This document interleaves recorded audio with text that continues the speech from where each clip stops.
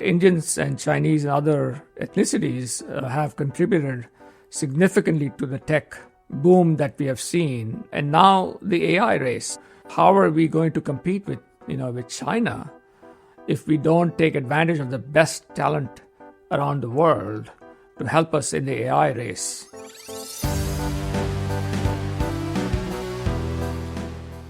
Welcome to GeekWire from GeekWire.com in Seattle. I'm Todd Bishop. This past week, the U.S. tech and startup community was stunned, really, by an executive order imposing a $100,000 fee for employers seeking new H-1B visas for skilled foreign workers. This is a program heavily used by the technology industry. The question is, are skilled immigrants taking American jobs, or are they a vital engine for innovation and economic growth?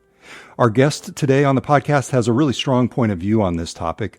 Shirish Nadkarni is a serial entrepreneur who founded companies acquired by BlackBerry and Rosetta Stone. He's a veteran of Microsoft, and he just released a very timely new book. It's called The Indian American Tech Success Story, which makes the case that immigrant founders, particularly from India, are one of America's greatest economic assets, creating far more jobs than they could ever be accused of taking. Shirish, welcome to the show. Great to be with you, Todd. Thank you for making the trip into the GeekWire office. And I want to talk about your book. And as I said, it's very timely. But let's just get started with the news this past week. For you, what was your first thought when you heard about this new $100,000 fee that the U.S. government's going to be imposing on new H-1B visas? Yeah, I did expect that there would be some restrictions for H-1B visas, but I did not expect a $100,000 fee, and it took not only me by surprise, but I think it took a lot of tech companies by surprise, and they had to scramble to inform their employees. Many of the folks had to turn back from their trips to India and get on a plane and come back before the new legislation went into effect and so forth. So it shocked the entire industry. It's interesting because, as I understand it, and I'm just studying up on this stuff, but it seems like there was then some clarification that it's only applying to new H-1B visas. And so some of those travel restrictions, some of the companies sort of let up on, and there was some sort of rationalizing and follow-up on those initial things. But it shocked the industry, in part because this program is so vital. And that gets into some of the themes of your book. But from your perspective and experience, what's the importance specifically of the H-1B visa program? First of all, it's a fallacy that H-1B recipients take American jobs. In fact, there have been studies that show that they contribute to higher employment for Native American workers and to increased wages. So I think this is really a wrong move and can have major impact on the U.S. tech economy for many decades to come. It seems like large tech companies would be able to absorb this kind of cost. And, Amazon is one of the biggest users, if not the biggest user of H-1B visas, as one example. And of course, they've got the capital to absorb something like this. But startups in particular, or smaller companies, it feels like would have a much harder time just logically absorbing this kind of cost and bringing in the talent that they need to the United States. That's right. I would say even for a company like Amazon and Microsoft, $100,000, and it's not clear yet, by the way, whether it's annual or a one-time fee. Even if it's a one-time fee, it's a large fee to pay for someone. And I suspect what will happen is that these companies, they already have offshore development shops in India and China, Israel, and other countries. And they will simply, hire people over there. And you will not have U.S. taxpayers paying good taxes and contributing to the U.S. economy. One of our contributors, Jeff Wheelwright, who's from Canada, he wrote a story about British Columbia, just as one example, BC, and actually folks in Ottawa too, the Canadian capital, being very happy about this.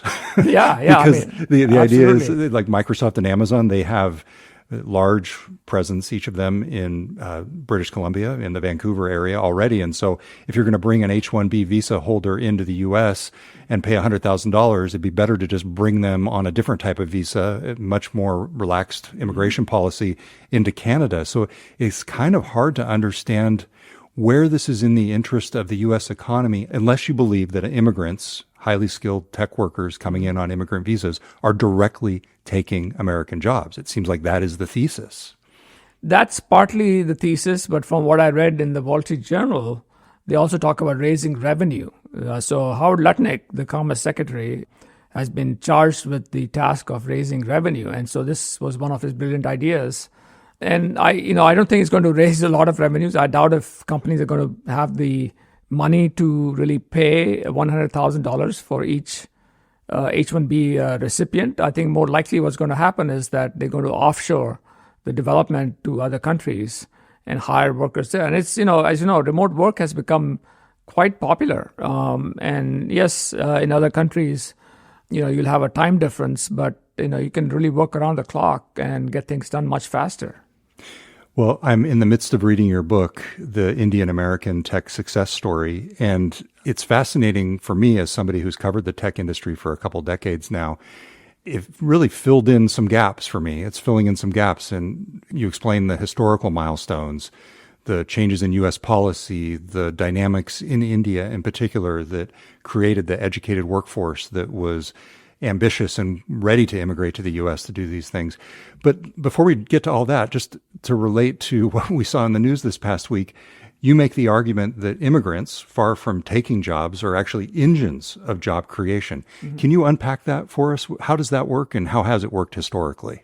Yeah, basically, a number of these H-1B recipients will go on to or have started companies that have become very successful. There have been two studies that have been done that I'd like to kind of cite here.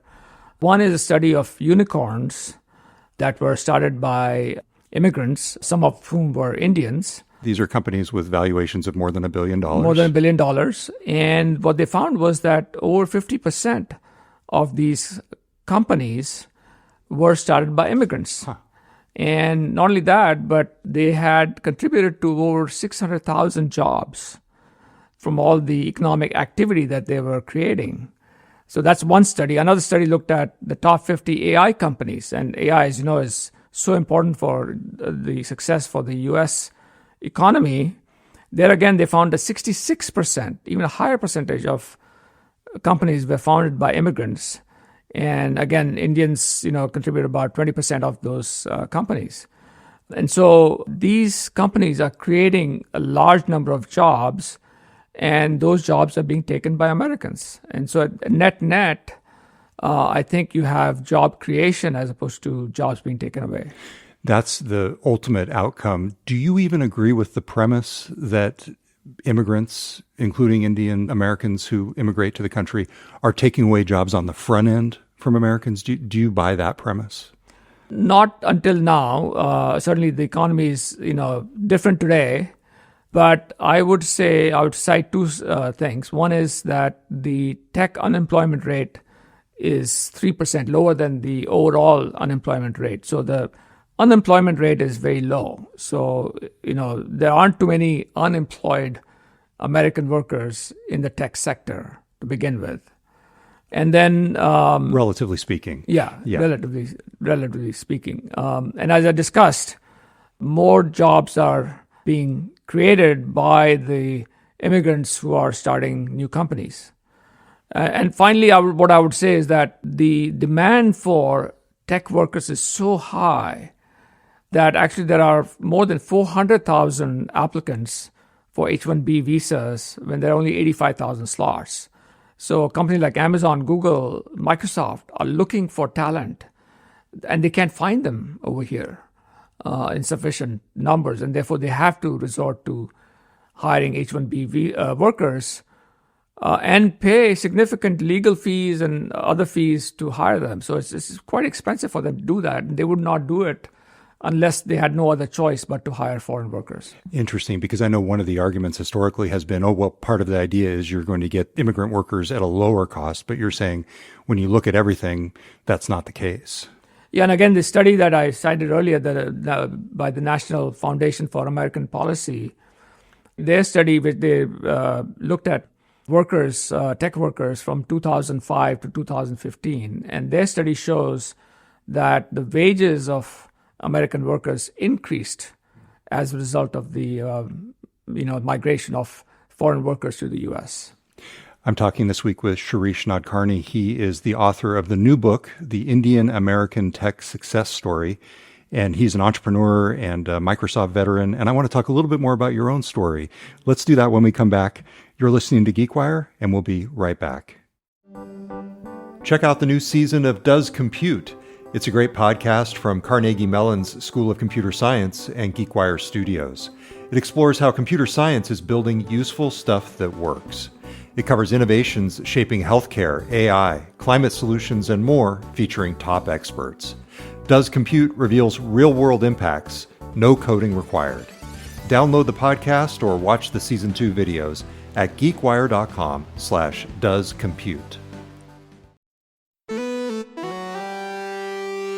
Welcome back. It's Todd Bishop. My guest this week is Shirish Nadkarni. He's well known in the Seattle tech industry, and he is the author of the new book, The Indian American Tech Success Story. Shirish, you have a really fascinating story. Tell us the story. You write about it a little bit in the book, especially in the introduction, but how did you end up coming to the United States? And I know the book isn't about you, but in what way does your own story embody the larger story that you're telling in this book? Yeah, well, I was always fascinated by the U.S. I remember watching the moon landing when I was, 9 years old. And I said to myself, wow, what kind of country is this that can land a man on the moon? And it was apparent to me right from the beginning that if I wanted to be at the forefront of technology, that America was the place to come. And so I came here for my undergraduate studies, got my BS in electrical engineering and then an MBA from Harvard Business School. And then I came to work for Microsoft, one of the most well-known companies in the tech industry, especially when it was at the height of its success. And then I started my own. Well, wait, don't go past that, because you did some really interesting things at Microsoft. I want to stop you there. Yeah. You led the acquisition of Hotmail. That's right. Yes. So I was responsible for the product strategy for Microsoft Network, MSN. And it was clear to me that there are two things that were missing at that point. One was an email solution that brought people back day and day again, and then they could consume other MSN properties through our email solution. And that's when we decided to go buy Hotmail. And then I also did a partnership with a company called Inktomi, which was later bought by Yahoo. Yeah. They were the pre-Google of those days. Yeah. And that's how Microsoft first entered the search business. Right. So it was a fascinating time. And the Hotmail acquisition really kind of inspired me to go start my own company. Right. So that company that you're referencing, that was Team On Systems? That's right. Yeah. And so this is interesting. Just last week, I was talking with our guest, Jay Richman, who was involved in the early days of developing applications for the Palm Pilot, one iconic device. Yeah. And Team On Systems actually ended up having a connection to BlackBerry, another early iconic device. Tell us the story of Team On and how you ended up selling to BlackBerry. Yeah, so what was unique about Team On in those days was that we were the only company that could access a variety of proprietary accounts. And at that time, people were using AOL, Hotmail, CompuServe, Lotus Notes, Microsoft Exchange, etc. And we had reverse engineered all of these email systems and could access them from any mobile device. And so at that time, BlackBerry was getting started, mainly in the corporate world, and they had a corporate email solution, but they wanted to go prosumer. And most people in the prosumer world were using AOL, Hotmail, etc. Yeah. And so we uniquely provided access to those proprietary mail systems. And so they made an offer to acquire us. We felt it was a good match and a great device. even though it was still, in the early days of BlackBerry. And eventually that technology became known as BlackBerry Internet Email, and had over 50 million users accessing their personal email accounts or their business email accounts through our system. And so after that, you went on and you founded LiveMocha, Yes. which many people know. It was a social language learning site. We've talked with Michael Schutzler on this podcast many Yes. times. He was the CEO later on, if I Yes. remember correctly. But Correct. you founded that and you co-founded that. Yeah. And so that was eventually acquired by another well-known name, Rosetta Stone. That's right. Yes. Yeah. So we were people are now more familiar with, it's been 15 years since then, more familiar with Duolingo, but we were the Duolingo of those days. And if the timing had been right, maybe we would have been the Duolingo of today. But timing, as you know, makes a big difference. We were operating when the financial crisis was happening, raising money was very difficult, and so forth. And so we had to end up selling to Rosetta Stone, which was still a good outcome, for the company, and got our technology out there to many more users. But it was a fun ride. One of the things you write about in the book is how the mindset of immigrants lends itself especially well to the entrepreneurial mindset. Explain that, and if you could, explain how your own mindset matches that characteristic. Yeah, I mean, people who immigrate, especially like I did when I was literally, in my late teens, leave your country behind, leave your parents and siblings behind, go to a completely new environment. Fortunately, we grew up learning English as a primary language, and so that helped a lot. But still, it requires a risk-taking ability. And as a result, you find many more entrepreneurs starting businesses because they have the skill set and the risk-taking ability to start new businesses. So for me, when I was at Microsoft, I had a great job driving the product strategy for MSN, etc. But the temptation of going out there and starting your own company was too great. And I had the risk-taking ability to go out and do that. Whereas my parents would have said, "What, are you crazy? You leaving this great job and starting a new company? What are you thinking?" But, I was pretty much set on doing that. And my wife was also very supportive, which was critical in my success. One of the points you just made was that, speaking English growing up in India was a key advantage. What else is unique about Indian American entrepreneurs and people who immigrate from India that sets them apart in the entrepreneurial ecosystem? Are there specific characteristics or things about education in India that make a difference? So despite the British rule, one of the things that the British did was to establish an education system in India. And Indian parents are very high on educating their kids, and they'll spend an inordinate amount of money doing that. And it was true in my case as well. I mean, I went to a private school growing up where I spoke English in school and learned in English and so forth, to the extent that it became a primary language for me. So that was the fundamental basis. And then the Indian government in the 1950s started the Indian Institute of Technologies, and they had partnerships with U.S. institutions like MIT and others, and had really a very, very high level of education. Today, hundreds of thousands of people apply to get into the IIT. It's very difficult to get in. I was fortunate to go to IIT Bombay for my part of my undergraduate. Then I actually came to the U.S. to University of Michigan to finish my undergraduate education. But I had to prepare for years to get into IIT, as it's known, and get a good rank so I could get the field I wanted. And so that gave me a good foundation. And then a lot of Indians come here, get their master's degree or PhD, which gives them even a better level of education than the average American. And as a result, they're highly qualified for the tech field. And in your case, for example, you went back and got your MBA as well. So you fit that mold as well. You write about some key moments in American history in particular that enabled the immigration wave that we saw that impacted the tech industry. And this was, for me, part of the place where it was like, oh, this is the rest of the story. I didn't fully grasp this. This was including the Hart-Celler Act of 1965 and the Immigration and Nationality Act of 1990. Yes. What about U.S. policy at that point, from your perspective, enabled this wave? And are there things that we can learn from it today if the country decides that it wants to spark this kind of wave again? I don't know if that's the case, but anyway, keep going.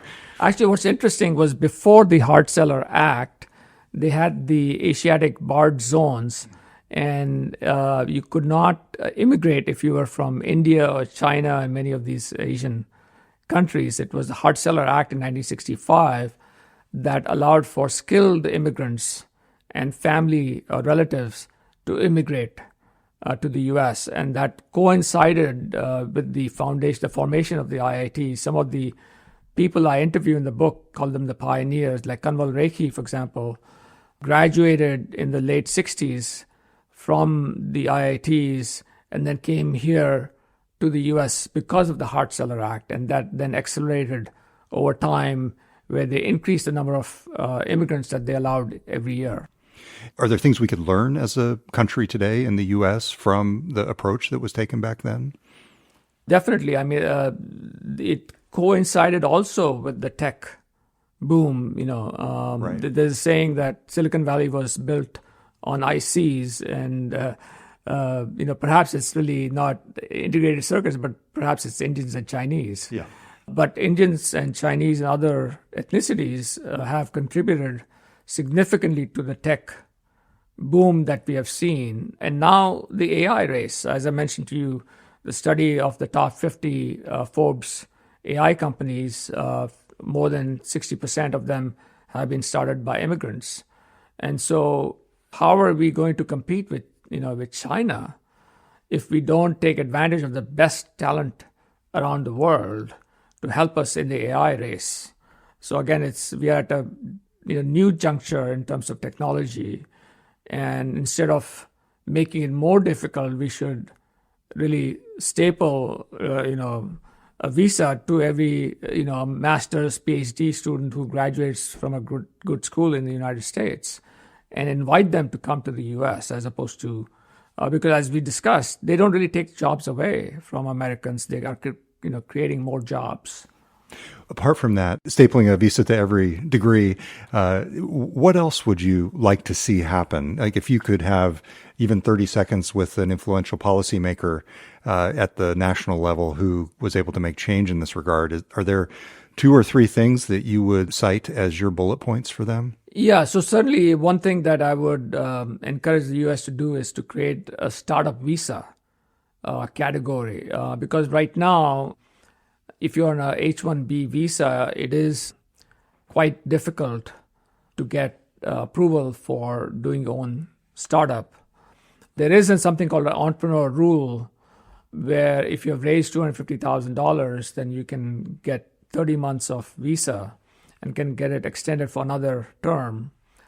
However, if you are bootstrapping your own company, or you're even joined Y Combinator, which is the premium accelerator out there, even you don't get $250,000 from them. No, so it's a pretty high bar. Yeah, so it's a pretty high bar, and it doesn't last. It lasts only for 60 months. So there's no certainty that you'll be able to continue as a startup CEO or founder after that period. So I would highly encourage a startup visa to encourage more startup growth here in the U.S. And of course, make it easier for people to get an H-1B visa. And I would say remove the country caps. So right now, it takes more than a decade for Indians to get a green card. And that is a significant period of time. And a lot of people are now deciding not to come to the U.S. It used to be, in my class, when I was at the IITs, 75% would come to the U.S. Today, that percentage is less than 25%. Oh, really? Yes. One is because it's so long and difficult to get a green card in the U.S. is one reason. The second reason is, of course, companies like Amazon and Google are hiring people right out of school, right, and hiring them in their development centers in India. All right, we're going to take a quick break. We're talking this week with Shirish Nadkarni. He is the author of the new book, The Indian American Tech Success Story, and we will be right back. One of the things you write about is the discrimination faced, especially in these early years, by Indian Americans who came in as immigrants. And there were situations, for example, where they were not promoted to managerial positions because they thought the people at the time in positions of power thought that white employees would not want to work for them. But it strikes me you've got Sundar Pichai at Google, you've got Satya Nadella at Microsoft, and I maybe they're the exceptions that prove the ongoing rule, but I'm wondering, like, how much of that has changed from your perspective and how much of that lingering bias still remains? Yeah, so at that time, you're right, that Indians and other ethnicities, people thought they were good technologists, but not good managers, and there was concern whether white people would work for them, or if they were going public, maybe we need to hire a white CEO because the funds were more comfortable with a white CEO and so forth. But I think that has changed quite significantly. I think that goes to show how welcoming the people in this country are and have embraced Indians not only as technologists but also as founders and CEOs and so forth. So I don't see any kind of real discrimination happening at this point. Another thing that you write about that I know is very important to you is this sense of community. And you've been involved as a leader for many years in TIE. Yes. Tell me about that organization, how it brings the community together, and the role that it's played in your own life and career. Yeah, so TIE is a very important global organization. It was started in the 1990s, early 1990s, by a number of Indian tech immigrants. Started in Silicon Valley, and then they slowly set up chapters in Boston, LA, and then Seattle chapter was started in 2000 by a gentleman named Vijay Vashi, who was a former Microsoft employee and worked in the Bay Area as well. And TIE over time has established a number of different programs to train entrepreneurs all the way from high school. So we have a program called TIE Young Entrepreneur. It's a fantastic program. In fact, our Seattle team has won twice in the global competition, which is just amazing. And I've been a judge for those competitions, and I'm blown away by the level of confidence that these young high school students have in building a business plan, presenting it, and so forth. So that's just one program. Then there's a program called TIE University for university students. I have a program here in Seattle called TIE Entrepreneur Institute. It's a 10-week program that trains you all the way from ideation to finding product market fit, fundraising, go-to-market strategy, all of that.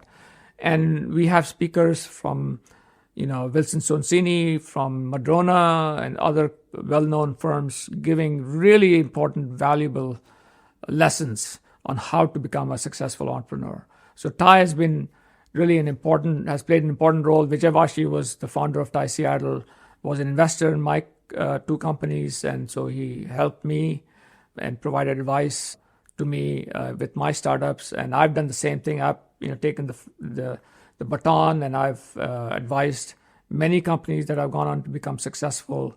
So that's the community that we have established. And I just want to emphasize one thing.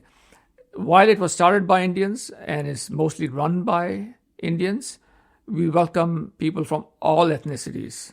In fact, we've gone away from calling ourselves the Indus Entrepreneurs. We just call it TIE. TIE. Stands for now Talent, Innovation, Entrepreneurship. Oh, okay, good. To emphasize that it's open to ethnicities of all kinds. And I just want to give it a shout out. You've written 2 books previously, Yes. and one of them was called From Startup to Exit. Yeah. That's the same name. You use it as well for the podcast Yes. that Thai Seattle puts out, which I've become a fan of, especially over the last few months, because you did a great series that I really liked about Microsoft at 50, which kind of dovetailed with the one we did earlier this year as well. And I just want to recommend that podcast to folks. And to your point, it's not about Indian Americans in the tech industry. It's done by Thai Seattle. That's right. And it's broad-based, really relatable lessons, insights into the tech industry and startups for everybody. So I highly recommend folks check out not only your book From Startup to Exit, but also the podcast series of the same name. Thank you. As we said, this was a very timely book for you to write. Yeah. As it turned out, but you were not writing this book at a time of this new executive order or $100,000 fee that's going to be imposed. Why did you decide to write this book? Well, I was fascinated by the impact that immigrants had on the tech economy. I'd seen some stats about, third to, half of all startups were founded by immigrants. And clearly, Indian Americans were at the forefront of starting companies, but I didn't know if there was any real research around it. And I was surprised to find that there was a lot of research that had been done about immigrant founders, as well as Indians and Chinese and other ethnicities.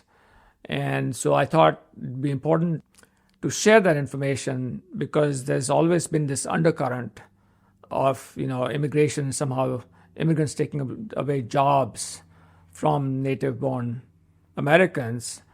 And when I started writing the book, even though Trump had not yet got into power, it seemed very likely to me that he would become the next president. And while he was, he did talk about, stapling every diploma with a green card.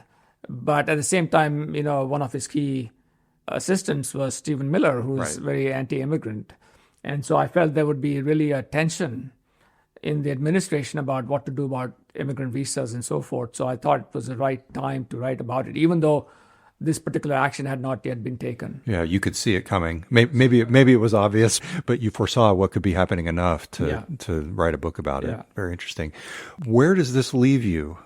Obviously the events of the past week have made headlines and brought this into the forefront of many other people's minds. Yeah. It's been on your mind for a while. Mm-hmm. What are your overarching thoughts on where we are, where things could be going next, and what's best in the long run for innovation and entrepreneurship and the American economy? Right. I'm hopeful that there will be a legal challenge to this new rule.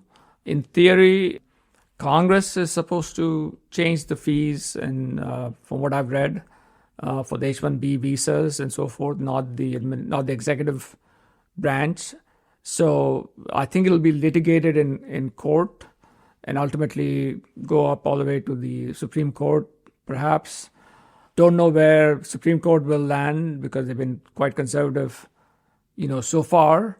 But I hope that the tech industry really lobbies the Trump administration. There are folks there like David Sachs, who is the AI advisor, who's a big proponent of immigration. He could be an important voice in the administration. And we all need to, share our perspective, our view, so that the administration understands that this is a short-sighted move that could really hurt us, both in the short term and the long term, especially with AI being so important for the U.S. economy. But overall, I think I'm still very optimistic for the U.S. tech economy. We have the best minds in the world. We have immigrants coming from all over the world. I expect that they'll continue to find a way to come and contribute to the U.S. economy. And we will continue to have really great startups. I'm hoping that we'll see a lot more from Seattle area. We've had some unicorns, but not as many as Silicon Valley. But I'm hopeful that with all the AI talent here, that we'll start seeing some great companies come out of Seattle as well. That seems like a good note to end on. Shirish Nadkarni, thank you very much for joining me. Thank you, Todd. It was a pleasure to be with you. Shirish Nadkarni is a serial entrepreneur, Microsoft veteran, and the author of the new book, The Indian American Tech Success Story.